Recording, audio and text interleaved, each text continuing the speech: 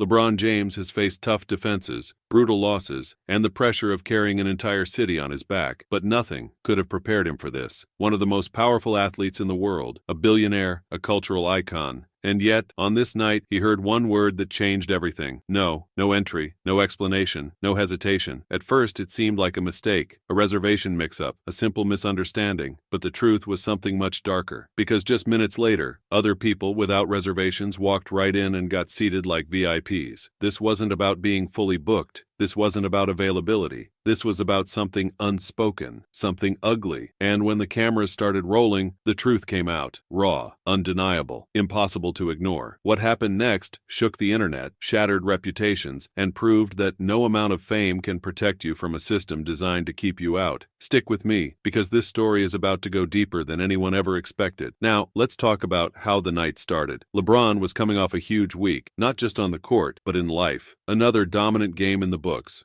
Another milestone reached. But more than that, he had spent the past few days doing what he does best outside of basketball, giving back. He was launching new scholarships, funding community programs, and creating opportunities for people who never got a fair shot. That's who he is. The night wasn't about business. It wasn't about making deals. It was about celebrating. He wanted to unwind, be with the people who had been by his side long before the championships, the billion-dollar empire, and the global fame, his closest friends, his family, the ones who truly mattered. And for a night like this, only the best would do. He picked a restaurant that wasn't just fancy, it was legendary. The kind of place where Hollywood's elite make power moves over candlelit tables, where billionaires sip wine older than most of their careers. Getting a reservation here was nearly impossible. But for someone like LeBron, this was routine, or at least, that's how it should have been. He stepped out of his car, looking sharp, a tailored blazer, crisp white shirt, the confidence of someone who's earned everything he has. He barely noticed the heads turning as he walked up. He was used to that, but what he wasn't used to, the feeling he got the second he stepped inside. Something was off. At first, it was subtle. Conversation slowed.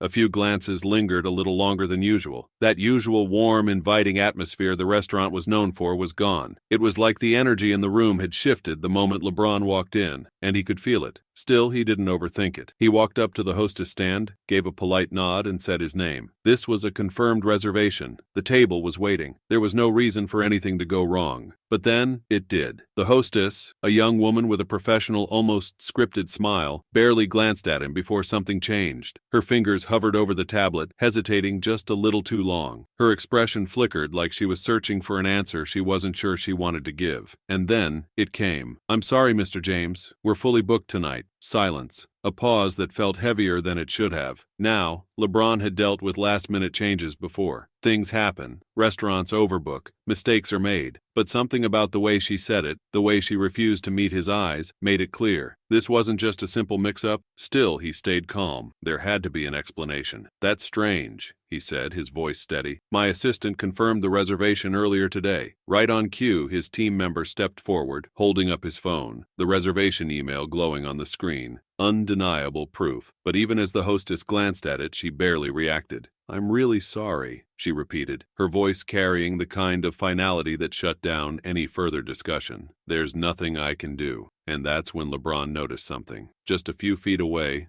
a young couple walked in. Jeans, sneakers, no reservation, no questions. And yet, within seconds, they were led straight to a table, like they belonged there all along. And just like that, it all clicked. This wasn't about a reservation. This wasn't about availability. This was about something much worse. But if this restaurant thought they could turn him away without consequences, they had no idea who they were dealing with. Because within minutes, the truth started unraveling. And what happened next would send shockwaves through the entire industry. The restaurant had fallen into complete silence. Conversations had stopped, and all eyes were on LeBron. Some diners tried to act like they weren't watching, but others weren't as subtle. Phones were discreetly lifted, cameras rolling as the moment unfolded. Within minutes, the footage was uploaded, and the internet took notice. A single post ignited the fire. "Even LeBron James isn't welcome here. Exposed." The comments came flooding in. "Wait, what's happening here? This is LeBron James. They know who he is. Nah, this doesn't sit right." LeBron remained composed, but he wasn't about to let this slide. He turned his attention back to the manager, his voice calm but laced with authority. "I want to be very clear," he said. "This isn't about a reservation. This is about the choice you made before I even walked through that door. The manager shifted uncomfortably, struggling to maintain his well-rehearsed smile. "Mr. James, I can assure you," but LeBron didn't let him finish. "Assure me of what?" His tone was even, but sharp enough to cut through the tension. "That a table magically became unavailable the second I arrived? That it's just a coincidence your staff admitted I was denied for image reasons?" The manager opened his mouth, but no words came out. His expression gave him away. He had no real defense, and now the entire restaurant could see it. The silence that followed was louder than anything he could have said. LeBron exhaled slowly, his decision already made. Without another word, he turned and walked out, leaving the manager standing there, his face pale, his authority crumbling in real time. By the time LeBron stepped outside, the story had already gone viral. The headlines were spreading like wildfire. "LeBron James denied entry, and the reason will infuriate you. Luxury restaurant under fire after viral footage sparks outrage. Celebrities speak out. How many others have been turned away?" Within hours, the restaurant's Yelp page was flooded with one-star reviews. Their Instagram was locked down, unable to contain the flood of angry comments. Twitter was ablaze with personal accounts of customers who had been treated the exact same way. But the real damage came when former employees started speaking out, and that's when the entire industry got exposed. As the internet erupted, LeBron remained calm, but his mind was already set. This wasn't just about him, it was about the principal. He turned back toward the entrance, determined to get real answers.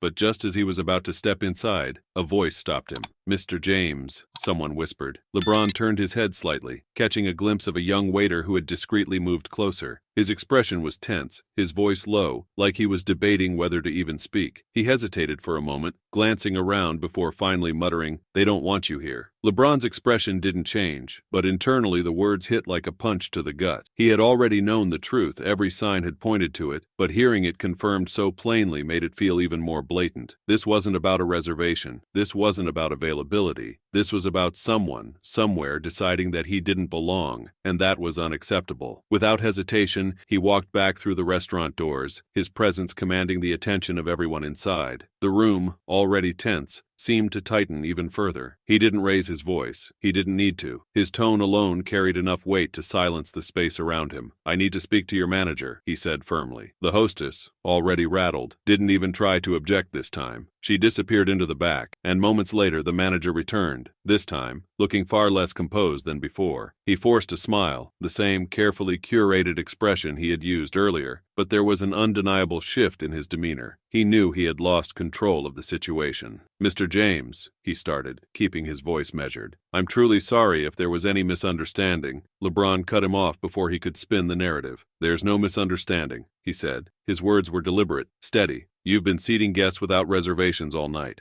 So tell me, why was my table suddenly unavailable?" The manager hesitated. For a split second he faltered, as if scrambling for an excuse that wouldn't sound as hollow as the last. Then, he made the mistake. "We have certain standards to maintain," he blurted out before he could stop himself. And just like that, he had exposed the truth. The words hung in the air, impossible to take back. A ripple moved through the restaurant. Gasps, hushed whispers, a shift in energy that was now undeniable. The few diners who had been casually observing were suddenly fully engaged. Some had already been recording, but now, even more phones went up. This was no longer just an awkward exchange between a celebrity and management. This was something bigger, and LeBron knew exactly what had just happened. He let the silence stretch, let the weight of the manager's words settle into the room. Then his voice, still unwavering, cut through the tension. "Standards?" he repeated, tilting his head slightly. "I see people in jeans and sneakers sitting at your tables right now. My group is dressed better than half this restaurant. So tell me, what standards exactly don't we meet?" The manager's face drained of color. He knew there was no way out of this now. The cameras were rolling, the internet was already watching, and the world was about to find out. The fallout was immediate. By the next morning, the restaurant's name was plastered across every major news outlet. Social media was relentless. Celebrities, activists, and everyday people flooded the internet with outrage, demanding answers. The hashtag #StandWithLeBron trended worldwide. The restaurant's Yelp page collapsed under a wave of one-star reviews. Sponsors distanced themselves. Reservations plummeted. Within weeks, the once exclusive hotspot had gone from a status symbol to a symbol of everything wrong with the industry. But while the world raged, LeBron didn't waste time with anger. He took action. Instead of calling for a boycott, he made a move that no one saw coming. He bought the building, partnering with black-owned businesses, top-tier chefs, and restaurateurs who had long been shut out of fine dining, he turned the space that once denied him into something far more powerful: Table of Us. It wasn't just another luxury restaurant. It was a statement, a space where excellence wasn't measured by outdated standards, but by talent, passion, and community. The menu was curated by diverse chefs, each dish telling a story of culture and heritage. The staff reflected the very people who had been pushed aside in the industry for too long, and a portion of every dollar spent went toward funding culinary scholarships for young chefs from underrepresented backgrounds. Opening night was a spectacle. The very people who had once been turned away now filled the dining room. Celebrities, community leaders, families, all gathered under one roof, sharing stories, breaking bread, and proving that true exclusivity wasn't about shutting people out, but bringing people together. As LeBron stood at the center of it all, he didn't need to say much. The vision spoke for itself. When asked why he chose to respond this way instead of simply walking away, his answer was simple: when they try to shut doors in your face, don't just walk away, build your own, and keep them open for everyone. A new legacy had been born. The restaurant that once prided itself on exclusion was now a beacon of inclusion. What was once a place built on outdated ideals had become a symbol of change, and as the world watched, one thing became clear: this was never just about a table, it was about something much bigger. LeBron's decision to turn exclusion into empowerment wasn't just about a restaurant, it was about rewriting the rules. Table of Us became more than just a dining experience. It became a movement, a place where fine dining wasn't about shutting people out, but bringing them in. It created hundreds of new jobs, gave young chefs a platform they were once denied, and shattered the old, unspoken barriers that had existed in the industry for decades. It was proof that real change doesn't just come from protest, it comes from action, and the impact didn't stop there. With every meal served, a portion of the proceeds went toward culinary scholarships, opening doors for the next generation of chefs who had talent but lacked opportunity. What started as an act of discrimination ended up fueling a revolution. In an interview weeks after the grand opening, a journalist asked LeBron why he didn't just call for a boycott and move on. His answer was simple but unforgettable: when they try to shut doors on you, don't just walk away, build your own doors and keep them open for everyone. Because real power isn't in having a seat at someone else's table. It's in building a table of your own and making sure no one is ever turned away again. This story isn't just about LeBron. It's about all of us. It's about changing the spaces that weren't made for us and turning them into places that welcome everyone. And that change, it doesn't happen in silence. It happens when we speak up, when we support, when we demand better. So now, it's your turn. Share this video. Share this story. Be part of the conversation. Because change starts with awareness, but it only lasts when we take action. And remember, sometimes the biggest revolutions start with the smallest acts of defiance.